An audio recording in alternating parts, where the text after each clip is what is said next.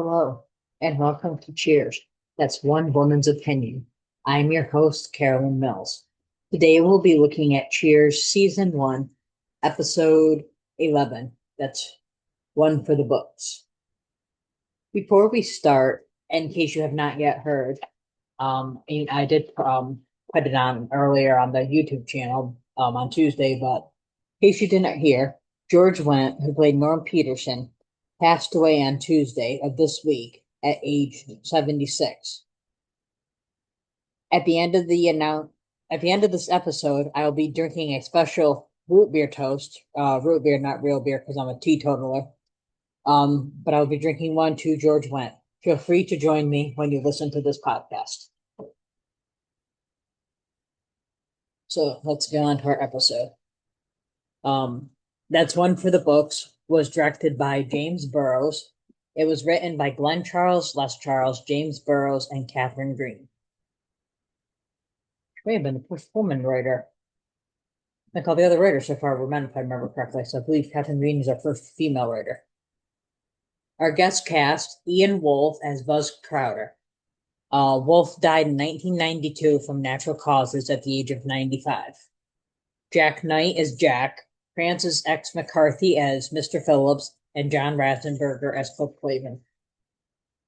I am very much looking to season 2 when John Ratzenberger is part of the cast and I don't have to announce his name every single week.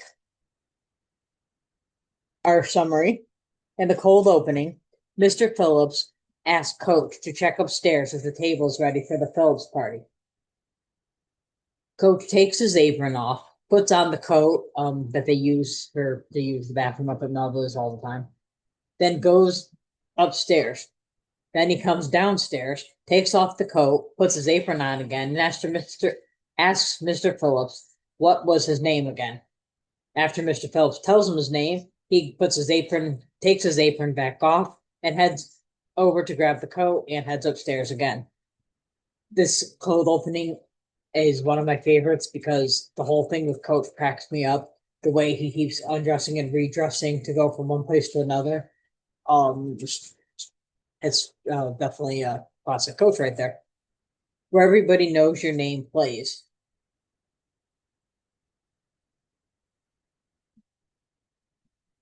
Buzz comes in dressed in a World War I uniform.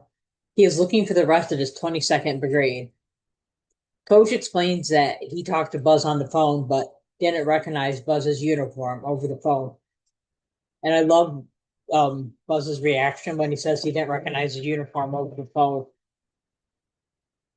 Where everybody else in the bar is not even phased by Coach saying that. Coach asks Buzz what war he was in, and Buzz tells him World War I, of course. Coach asks if that's the one with Clark Gable or Gary Cooper. There's part they're walking, Buzz and Coach are walking to the back. The pool room is there, and Buzz says to him, "I'm 80. What's your excuse?" Coach thinks a minute and then says, "Baseball," because as you remember, he used to take baseballs in the head. Carla and Diane. Carla asks Diane what she is writing. Diane tells her she was writing her thoughts, and she adds that she's writing down snippets of conversation that she hears in the bar. However, Sam is not represented. Norm comes in. Coach asks him if he wants a beer, and Norm replies, "Does a rag doll have cloth knobs?" Carla tells Norm that a lady is present. Norm looks around and then apologizes to Diane. When I was a kid, you may remember I said I've been watching this since I started watching Cheers when I was 9.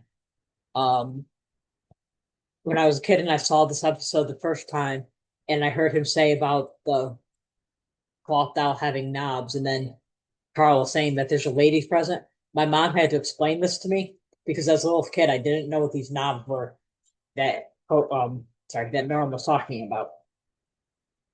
Of course, now it makes me laugh, and I also love how Carla says a lady's present, and Norm quickly realizes that Carla's not referring to herself, calling herself a lady. She's referring to Diane.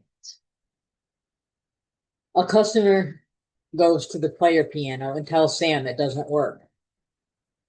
I have only seen one player piano in my life. One of my older brother's friends had one, and they are actually very cool little things. Actually, they're big things, but they're so cool. Carla tells him to use the jukebox, which also doesn't work, but it only costs a dime.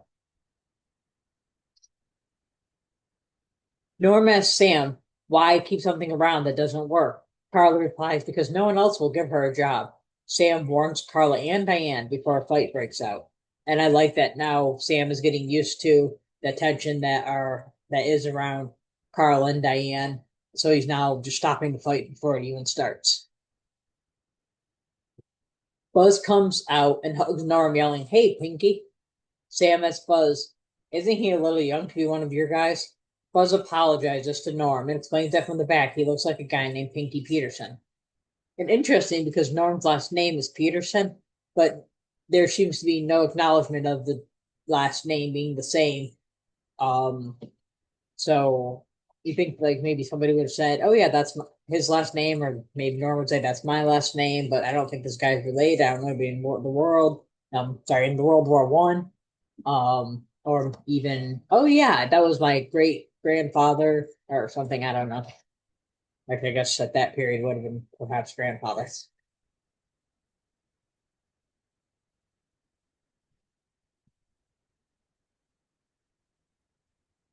Buzz offers to buy Norm a beer. Then he goes back to the back room. And this scene also makes me laugh because Norm tells Buzz, if you buy me a picture, you can kiss me on the lips. A young man named Kevin comes in and says, "This looks like a nice saloon." He orders a carafe for the bar's house whiskey. Sam tells him that's not a bad order if you happen to be a party of 20. The man explains that it's his first time in the bar, and he expected to see more lost and desperate souls, and explains that tomorrow he's going to join a monastery. Coach says he once considered once becoming a priest. He thought it would be a nice, peaceful life. Kevin tells him, "Allow me to dispel your misconceptions." Coach replies, "Oh, thank you, Father." I always think Coach is the best when he's misunderstanding things.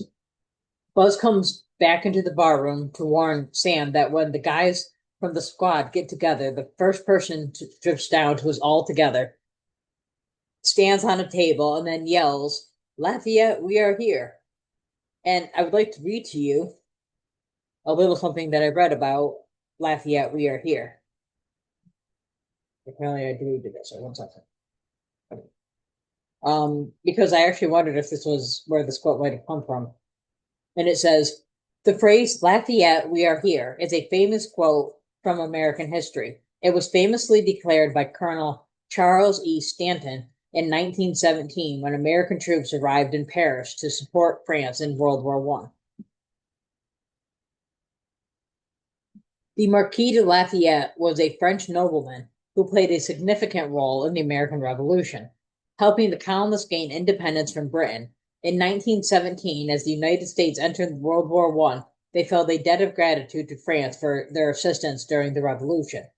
During a ceremony in Paris, Colonel Stanton, an aide to General John J. Pershing, stood before Lafayette's tomb and uttered the phrase, "Lafayette, we are here."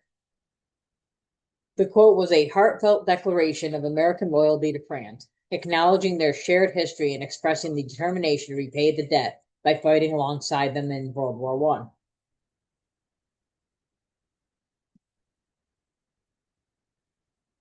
So I found that a little bit interesting to comment there. Cliff is talking to Kevin about the monastery and asks if he has to give up sex. I like the way Cliff words it. He says what the French call the old or something along those lines. I tried my best to do that, although I think that way I just did it kind of how Morkman does his so. Kevin says he has to take a vow of chastity and a vow of silence, but that is not a problem as he never had luck with women anyway, since he's not attractive. Norm says if you're going to give up sex, you might as well give up talking. Cliff tells Kevin that he is an attractive man and asks Diane for her opinion. Diane agrees that Kevin is attractive. Kevin says he knows he's not because he is shy, serious minded, and the search goes on for my chin. Diane tells him he could be a real heartbreaker. Kevin thinks Diane is great and asks Sam if she's taken. Sam tells him only with herself. Kevin has been at the bar for 4 hours and is just finishing his first drink. Carla says that's what you call bringing it back from the dead because Kevin had asked that's nursing it.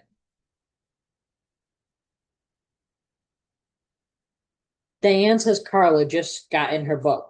Sam tells Diane, I always say a nurse. Let me try that again. Sam says, I always say, nurse a beer, starve a bartender, but Diane ignores him. Sam has never said this, of course, which we find out later he's been trying hard to get into this book. But I actually like this quote, nurse a beer, starve a bartender, because it makes great sense, and I'm impressed that Sam came up with it. He has good writers.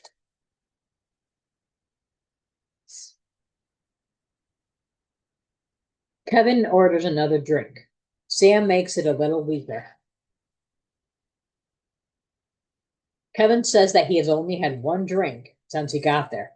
Then he goes over to Diane and tells her, I want you, and starts kissing her. Norm pulls him off Diane, and Cliff helps Diane up.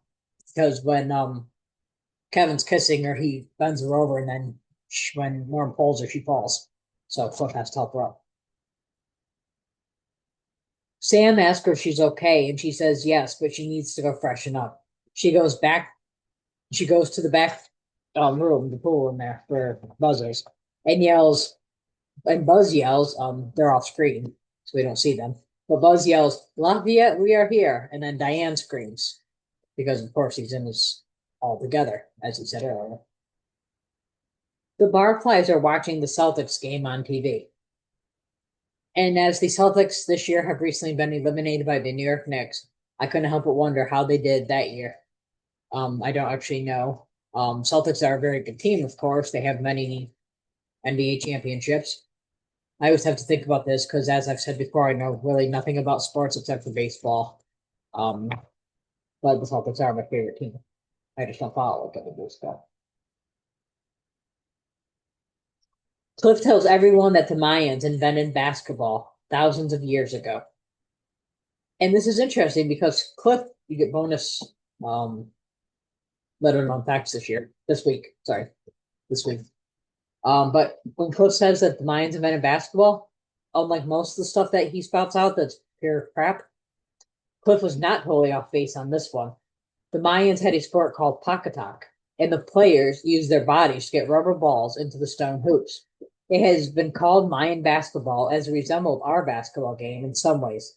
However, pacatak also had a ritualistic significance and was also occasionally associated with human sacrifice. Coach comes out from the back, and Cliff decides to try and trick Coach by asking who invented basketball. But Coach tells him, the Mayans. When Cliff asks him how he knew, Coach says, there must have been a Mayan in here bragging about it. Kevin publicly apologizes to Diane, and she accepts his apology. He then announces he no longer thinks he should be in the monastery. Sam pours him coffee, saying he's had too much to drink. Buzz comes out looking to see if any of the squad has arrived yet, but Sam tells him they haven't.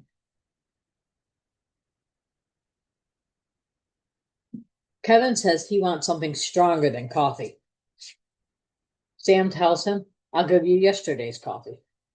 And he reminds Kevin that he has a big day tomorrow, and he won't want to be hungover when he goes into the monastery. Kevin tells him again that he's not going. Sam tells Kevin that he's drunk, and Kevin looks thrilled. Carla asks Kevin if he's going to turn his back on God just for sex. She tells him that sex is not that important. The barflies all start to mumble in protest.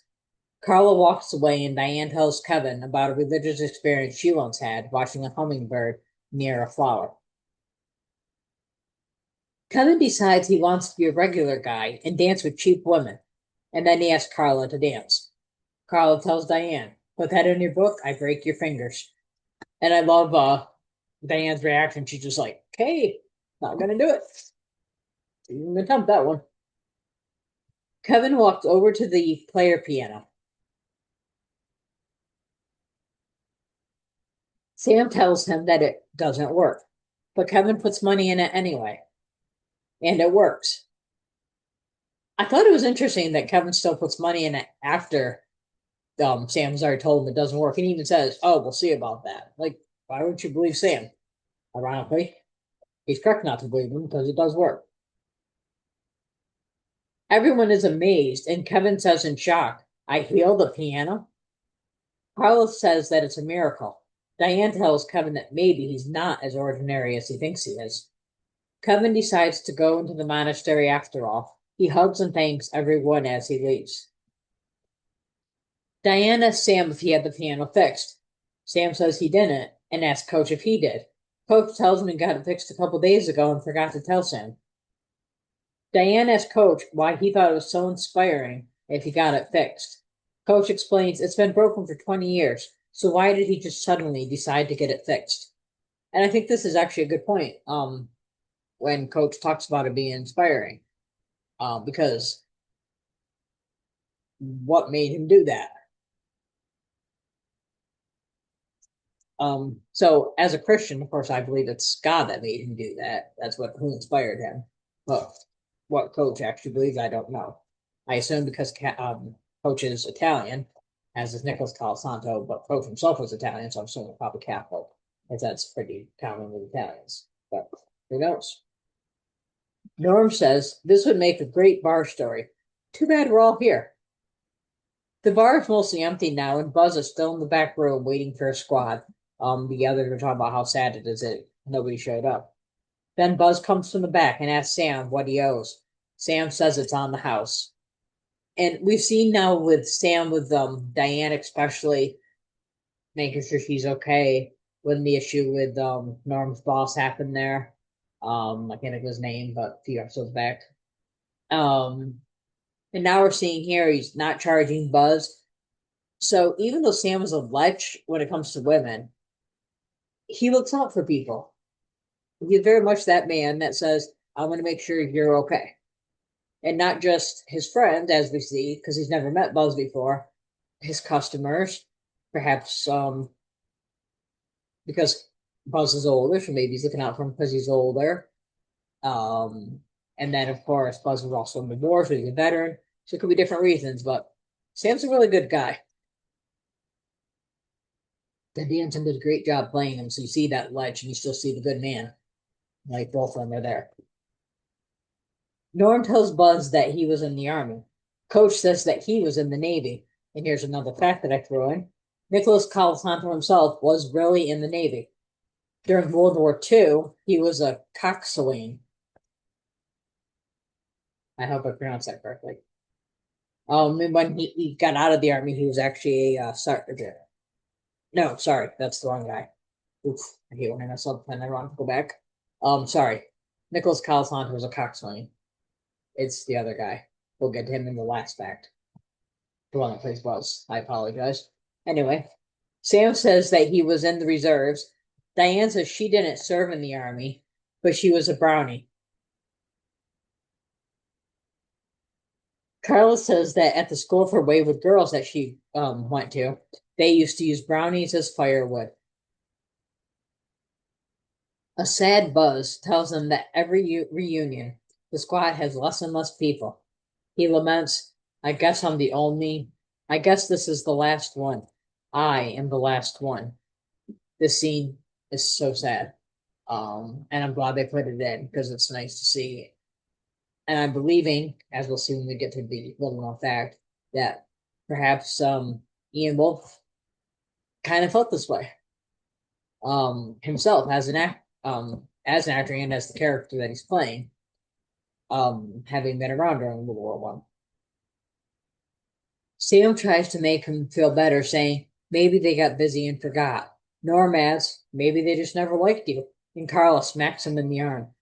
I was thinking about this. I'm glad they gave the line, maybe they just don't like you, to Norm and not to Carla, because coming from Carla, who's mean to everyone, it would just seem like a vicious line, just vicious thing to say. Whereas coming from Norm, it just sounds like he's trying to think of a reason and he's not thinking what he's saying, and he's just, oh yeah, maybe they don't like you, which is why Carla slaps him because she realizes this is a mean line, because she's good at being mean. So I'm glad they did it that way. Buzz says they wouldn't just forget after what they've all been through together. Buzz is tearfully heading for the door. And I don't know this for sure, but every time I watch it, it really looks like Ian Wolf has tears in his eyes.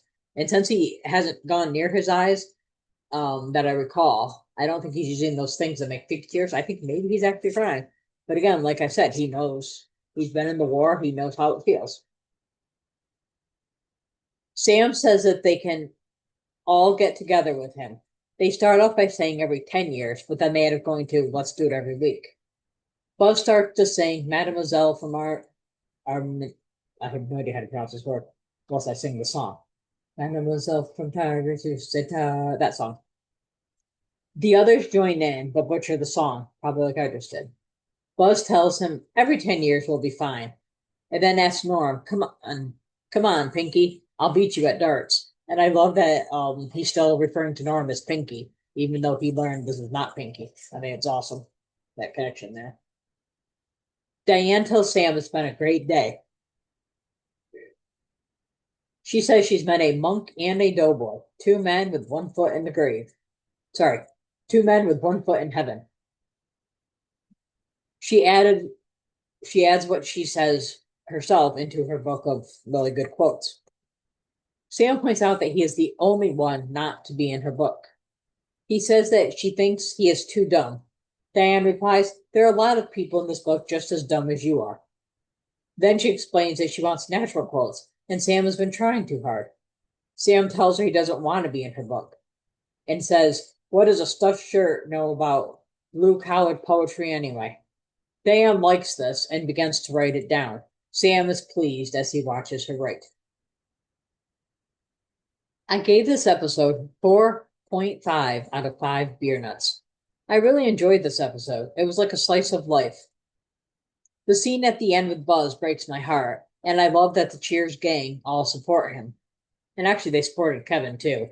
But that wasn't quite as sad. He was just undecided. This poor guy's lost everyone. And that's just hard. MVP for this episode, I gave to Rhea Perlman, and that's because this was very hard for me to decide because no one particularly stood out more than anyone else in this episode, but I had to go with somebody. And it happens that my favorite quote that I'm about to share is from Carla. So that's why I chose Rhea Perlman. So my favorite quote when Carla tells him that sex isn't that important, the quote here, can sex make stars or a tree or a rainbow? Can sex make an ocean or a newborn baby? Forget that one. I love that. Which is actually, when I said she walks away earlier in that scene, she's actually like degraded because she just realized she screwed up her whole sex is important thing by saying that sex can't make a baby, but my runner up for favorite line is at the end when they all get together and try to cheer Buzz up. Coach says to Sam as he's leaving towards the back, Coach says, you know something, Sam? Loneliness is a good thing to share with people. I think this would make a great bumper sticker or even a t-shirt. Loneliness is a good thing to share with people. I think it's very beautiful. Coach may not be smart, but he has a lot of great things that he says in his episodes. He has very good and poignant stuff, maybe because he's older than the others. Here's a little known fact, which I've kind of already shared with you. Ian Wolfe, who played Buzz, the World War I veteran, he himself is a veteran. He volunteered as a medical specialist in the Army during World War One, and then he became a sergeant, which is why earlier when I said that Nicholas Colasanto became a sergeant, I mixed it up with him, and I apologize. It was Ian Wolfe who became a sergeant. Um, I don't know what Nicholas Colasanto's level was in the Navy. I wonder if it's on YouTube. Not YouTube, Google. Let me see here. So, Nicholas Colasanto. Nicholas Colasanto. Military.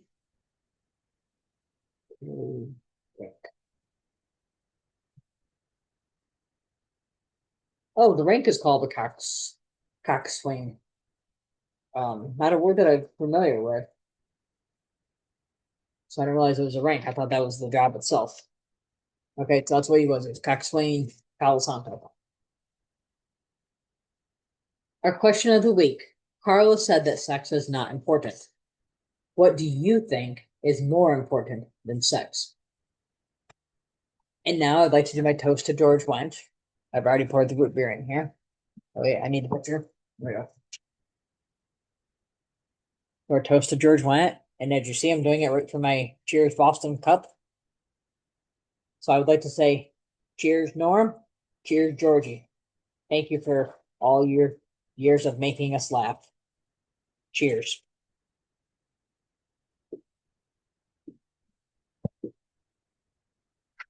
And I hope when you listen that you were doing that with me. If you like this episode, please subscribe, like, comment, share with your friends. And you can follow us on our Facebook group. You can join the Facebook group. Cheers, that's One Woman's Opinion. You can follow us on Instagram. Cheers, One Woman's Opinion Podcast. And feel free to email us with questions, comments, etc.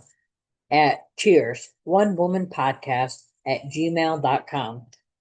Next week, we'll look at Cheers, Season 1, Episode 12, The Spy Who Came in for a Cold One. And that's One Woman's Opinion.